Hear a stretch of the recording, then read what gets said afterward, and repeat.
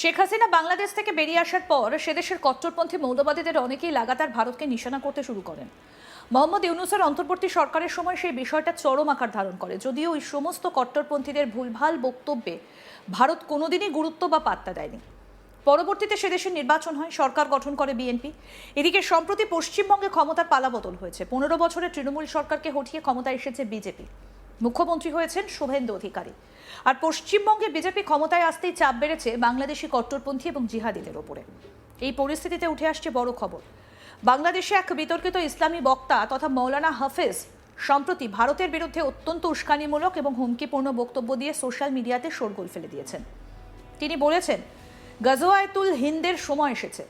1 সপ্তাহের মধ্যে আমরা ভারতীয় হাই কমিশন ঘিরে ফেলব, তার সামনে গরু জবাই করব, ভারতের বিরুদ্ধে যুদ্ধের প্রস্তুতি নেব এবং সীমান্তে আমাদের শক্তি বাড়াবো।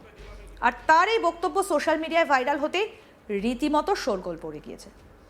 এই বক্তব্যটা ভাইরাল হয়ে যাবার পর নেটিজেনদের মধ্যে তীব্র প্রতিক্রিয়া দেখা দিয়েছে। অনেকে এটাকে সরাসরি যুদ্ধে উস্কানি এবং ধর্মীয় বিদ্বেষ ছড়ানো বলে নিন্দা করেছেন। বাংলাদেশের সংখ্যালঘু হিন্দু সম্প্রদায়ের মধ্যেও নতুন করে আতঙ্ক ছড়িয়েছে। মৌলানা হাফিজ তার ভিডিও বার্তায় বলেন, পশ্চিমবঙ্গে বিজেপির জয়ের পর নাকি মুসলমানদের উপর নির্যাতন শুরু হয়েছে।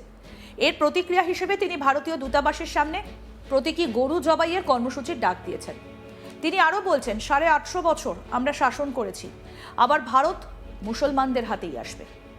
কি বলেছেন মৌলানা হাফিজ, শুনবো।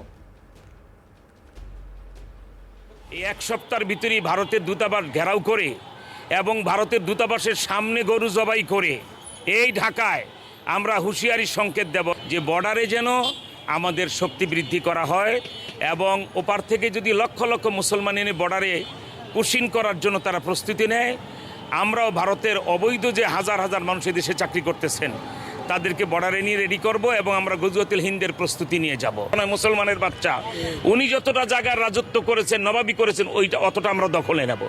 লাস্ট টার্গেট হলো আমরা ইনশাআল্লাহ বাবরি মসজিদ আবার পুনর্নির্মাণ করে আল্লামা মামুল হক সাহেবকে সেই বাবরি মসজিদে একটা জুমার নামাজ ইমামতি করায়া আমরা অ্যাডভান্স হব কি বলা হয় আপনার অযোধ্যার দিকে, সেখানে আমরা অ্যাডভান্স হব দিল্লির দিকে। দিল্লিতে ইনশাল্লাহ কুতুব মিনারে যে লালকেল্লায় যে কলেমার পতাকা উড়ায়া 850 বছর আমরা ভারত শাসন করেছি।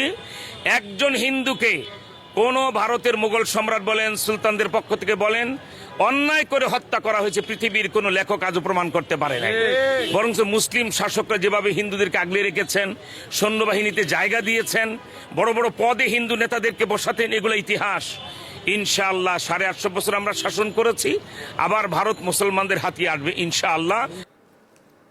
শুনলেন তো মৌলানা হাফিজের বক্তব্য। কত বড় দুঃসাহস ভাবুন, যে ভারতকে গোটা বিশ্বের তাবড় শক্তি সমীহ করে চলে, যে ভারতকে বিশ্বের বড় বড় সম্মেলনে আমন্ত্রণ জানানো হয়, সেই ভারতকে এই ধরনের হুঁশিয়ারি দিচ্ছেন এই মৌলানা হাফিজ।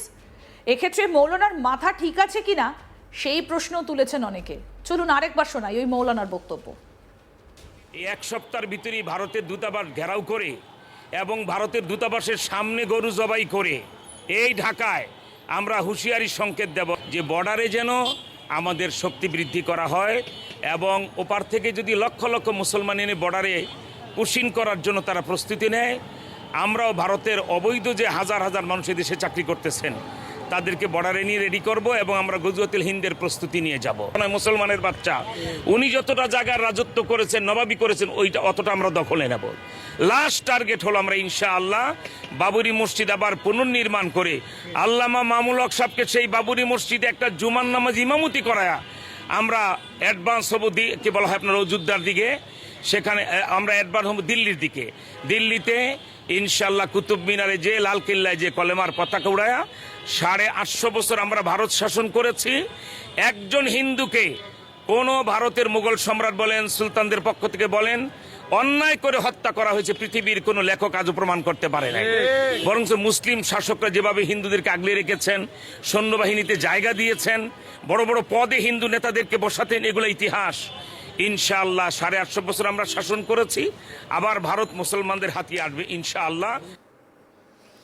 এদিকে পশ্চিমবঙ্গের মুখ্যমন্ত্রী শুভেন্দু অধিকারীকে বাংলাদেশ থেকে প্রকাশ্যে জানে শেষ করার হুমকি দেওয়ার আরও একটা অভিযোগ উঠেছে। সোশ্যাল মিডিয়ায় ভাইরাল হওয়া একটা ভিডিওকে ঘিরে ইতিমধ্যে তীব্র চাঞ্চল্য ছড়িয়েছে প্রশাসনিক এবং রাজনৈতিক মহলে।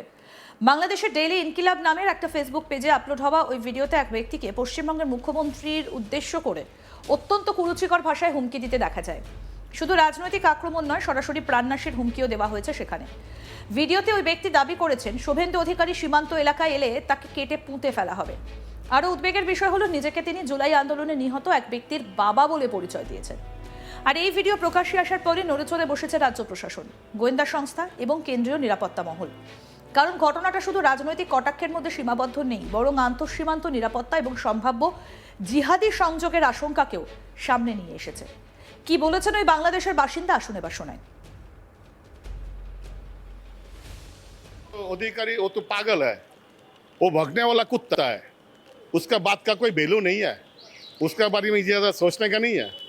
वो जब भौक के आएगा ना यहाँ पे बॉर्डर में, उसको काट के रख देगा, वहां पे उसको गार्ड डालेगा। देखो वो कुत्ता है, सरे वो कुत्ता है, वो गद्दी के लिए भौंकता है। अभी गद्दी मिला उसको, ठंडा हो जाएगा, ठंडा नहीं होगा तो डंडा मारेगा हम लोग, कोई ना कोई तो उसको मारेगा जरूर, छोड़ेगा नहीं है। उसके बारे में कुछ बोलने का नहीं है, वो कुत्ता है तो कुत्ता ही है। শেখ হাসিনা বাংলাদেশ থেকে বেরিয়ে আসার পর সে দেশের কট্টরপন্থী মৌলবাদীদের অনেকেই লাগাতার ভারতকে নিশানা করতে শুরু করেন।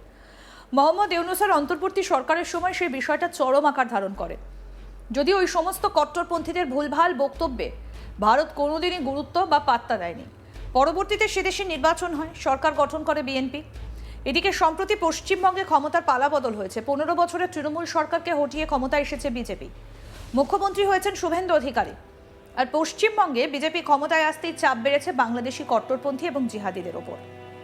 এই পরিস্থিতিতে বড় খবর, বাংলাদেশের এক বিতর্কিত ইসলামী বক্তা তথা মৌলানা হাফিজ সম্প্রতি ভারতের বিরুদ্ধে অত্যন্ত উস্কানিমূলক হুমকিপূর্ণ বক্তব্য রেখেছেন, যেটা নিয়ে সোশ্যাল মিডিয়ায় শোরগোল ফেলে দিয়েছে। তিনি বলছেন, গাজওয়াতুল হিন্দের সময় এসেছে, এক সপ্তাহের মধ্যে আমরা ভারতীয় হাইকমিশন ঘিরে ফেলবো, তার সামনে গরু জবাই করব, ভারতের বিরুদ্ধে যুদ্ধের প্রস্তুতি নেব, সীমান্তে আমাদের শক্তি বাড়াবো। আর তার এই বক্তব্য সোশ্যাল মিডিয়াতে ভাইরাল হতে রীতিমতো শোরগোল পড়ে গিয়েছে। এই বক্তব্যটা ভাইরাল হয়ে যাওয়ার পর নেটিজেনদের মধ্যে তীব্র প্রতিক্রিয়া দেখা দিয়েছে। অনেকে এটাকে সরাসরি যুদ্ধে উস্কানি এবং ধর্মীয় বিদ্বেষ ছড়ানো বলে নিন্দাও করেছেন। কি বলেছেন মৌলানা হাফিজ, আসুন আরেকবার শোনাই। এই এক সপ্তাহের ভিতরেই ভারতের দূতাবাস ঘেরাও করে এবং ভারতের দূতাবাসের সামনে গরু জবাই করে এই ঢাকায় আমরা হুঁশিয়ারি সংকেত দেব যে বর্ডারে যেন আমাদের শক্তি বৃদ্ধি করা হয় এবং ওপার থেকে যদি লক্ষ লক্ষ মুসলমান এনে বর্ডারে পুশিং করার জন্য তারা প্রস্তুতি নেয়, আমরাও ভারতের অবৈধ যে হাজার হাজার মানুষ দেশে চাকরি করতেছেন তাদেরকে বর্ডারে নিয়ে রেডি করব এবং আমরা গজওয়াতুল হিন্দের প্রস্তুতি নিয়ে যাব। মুসলমানের বাচ্চা উনি যতটা জায়গার রাজত্ব করেছেন, নবাবি করেছেন, ওইটা অতটা আমরা দখলে নেব। লাস্ট টার্গেট হলো আমরা ইনশাআল্লাহ বাবরি মসজিদ আবার পুনর্নির্মাণ করে আল্লামা মামুল হক সাহেবকে সেই বাবরি মসজিদে একটা জুমার নামাজ ইমামতি করায়া আমরা অ্যাডভান্স হব, কি বলা হয় আপনার অযোধ্যার দিকে, সেখানে আমরা অ্যাডভান্স হব দিল্লির দিকে। আরও আপডেট পেতে দেখতে থাকুন আজ তাক বাংলা, সাবস্ক্রাইব করুন।